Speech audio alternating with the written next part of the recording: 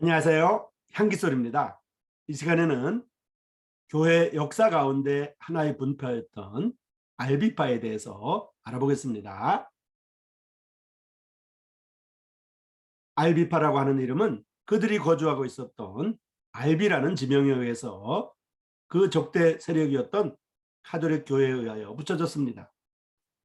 이 알비라는 지명은 지금 현재 프랑스 남부 지역입니다. 보스니아를 비롯한 발칸반도 지역으로부터 일단의 그리스도인들이 이탈리아를 거쳐 프랑스 남부로 이주해 왔습니다. 그들은 그 기나긴 여행 중에 여러 그리스도인들을 만나게 되었는데요. 그들의 가르침이 서로를 기꺼이 받아들여질 만큼 일치되었습니다. 그들은 습관화된 교회의 종교의식을 떠나 자유롭게 성경을 읽었고요. 그 성경의 의미를 자세히 설명해 주는 사람들 주위에 자연스럽게 모이게 되는 방식으로 발전된 영적 운동의 결과였습니다. 이곳이 바로 알비젠시안스라고 하는 알비파들이 거주하였던 지역이고요. 서로마 교회와 동로마 교회의 구분 중에 서로마 교회에 속한 사람들이었습니다. 이 알비파가 거주했던 이 지역은 현재 프랑스 남부 지역입니다. 그들 가운데 아주 특출한 교사가 있었는데요. 페르드 브루에이스라고 하는 인물이었습니다. 그는 성가엘서에서 화형을 당해서 죽을 때까지 20년 동안 용감하고 근면한 설교자로서 다우피니 지역과 프로방스 지역, 랑구에도 지역, 가스코니 지역 등을 여행하면서 미신을 믿던 많은 사람들을 성경의 가르침으로 돌아오게 만들었습니다. 성경의 가르침으로부터 이성을 사용할 수 있는 연령까지는 어느 누구도 침례를 받아서는 안 된다는 사실과 하나님은 어디에서든지 진실된 예배를 받으심으로 애써 교회 건물을 지을 필요가 없다는 사실, 그리고 십자가는 주님께서 고통당하신 도구를 나타내는 것이므로 그것을 숭배해서는 안 되며 오히려 그것을 떨리는 마음으로 바라보아야 한다는 사실과 또한 떡과 포도주는 그리스도의 피와 살로 변하는 것이 아니라 단지 그 죽음을 기념하는 상징이라는 사실과 기도나 선한 행실 등이 작은 자를 이롭게 하지 못한다는 사실 등을 제시해 보였습니다. 이 운동에 뛰어든 또 한 사람의 유명한 인물이 있는데요.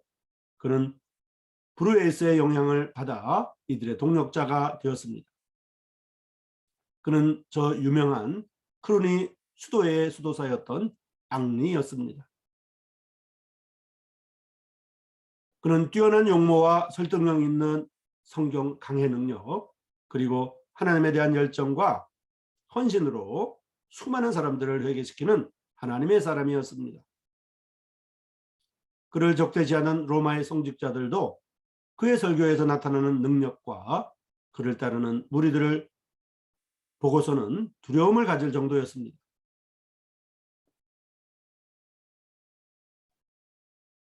그 당시 크레브로 수도원을 세웠고 이 사진의 그림이 바로 클레르보 수도원인데요.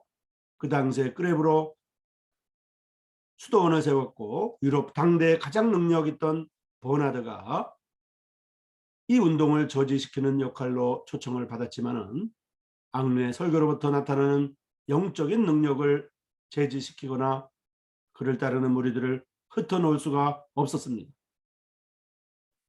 하지만 그럼에도 불구하고 결국 앙리는 성직자들의 손에 넘겨져서 투옥되었으며 거기서 옥사했거나 사형을 당했습니다. 이것이 바로 1147년의 일이었습니다. 이들에 대한 교황의 분노는 결국은 그들이 널리 거주하고 있었던 프랑스의 프로방스 지방에 대한 성전을 선언하도록 만들었습니다.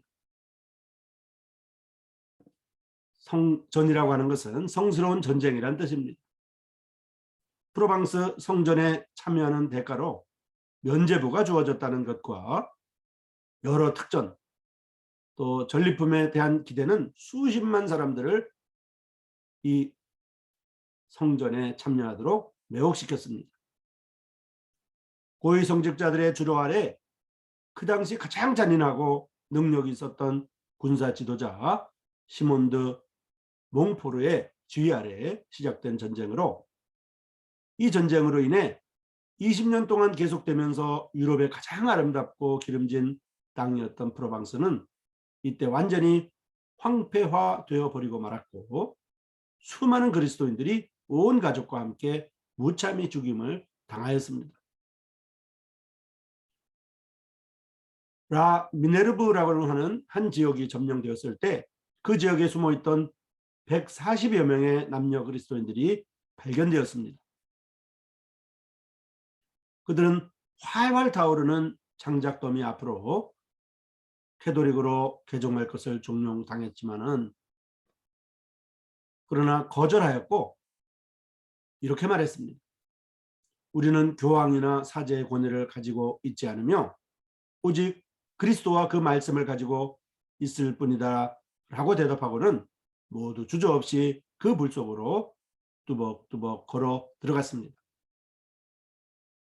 바로 이 근처에 도미니크단의 창시자인 도미니크의 감독하에 종교 재판소가 설립되었습니다. 이것이 1210년의 일입니다. 교황이 그 사악한 기관을 도미니크해에 위임하였던 것입니다. 이로 인하여 수많은 지역이 피로 물들게 되었습니다. 그 피는 진실한 그리스도인들의 피였습니다. 대주교 트렌치라고 하는 사람은 도미니크의 잔인함에 대해 다음과 같은 말을 남길 정도였습니다. 사악함과 술수에 있어서 매우 놀라운 이 기구는 그 목적에 있어서는 실패하지 않았다. 14세기 중엽에 이르러 알비파는 겨우 소수에 지나지 않았다 라고 말하였습니다.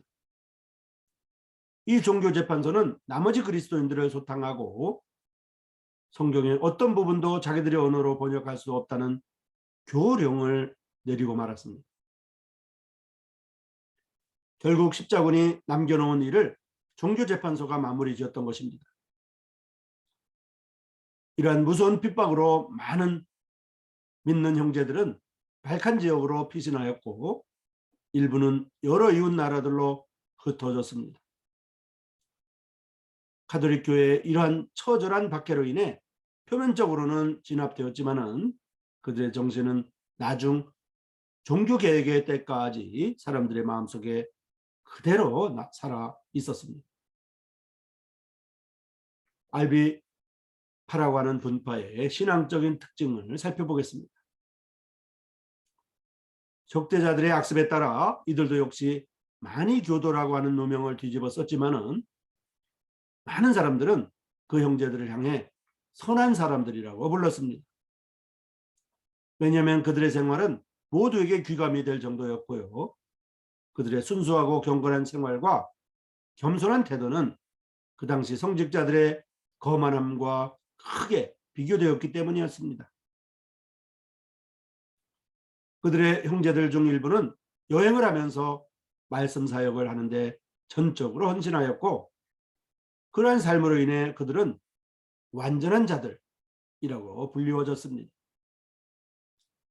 그들은 마태복음 19장 21절 말씀에 따라 내가 온전하고자 할진대 가서 내 소유를 팔아 가난한 자들을 주라. 그리하면 하늘에서 보화가 내게 있으리라. 그리고 와서 나를 쫓으라고 하는 주님의 말씀을 따라 아무것도 소유하지 않았고 집도 가지지 않았습니다. 그들은 이 명령의 문자 그대로 순종하였던 것입니다. 그러나 이들은 모든 사람이 다 이러한 길로 부름받지는 않았으며 다른 대부분의 사람들은 가정에서 일상적인 일을 하면서 주님을 섬겨야 한다고 하는 것을 이해하고 있었습니다. 이들 역시 바울파나 복음을 파나 그들과 같이 왈도파, 즉 리옹의 가난한 사람들이라고 불리는 사람들이나 혹은 그 외에 다양한 명칭으로 불리워졌던 교회들과 밀접한 관계를 가지고 있었던 것입니다. 향기소리 시청자 여러분, 이 시간에는 알비파라고 불렸던 기독교 교회사 가운데 사람들을 살펴보았습니다. 알비파라고 불려졌던 이 사람들은 진실한 그리스도인들이었고 겸손하였으며 경건하였고 많은 사람들에게 감화와 감동을 주었습니다. 향기소리 시청자 여러분, 다음 이 시간까지 안녕히 계십시오.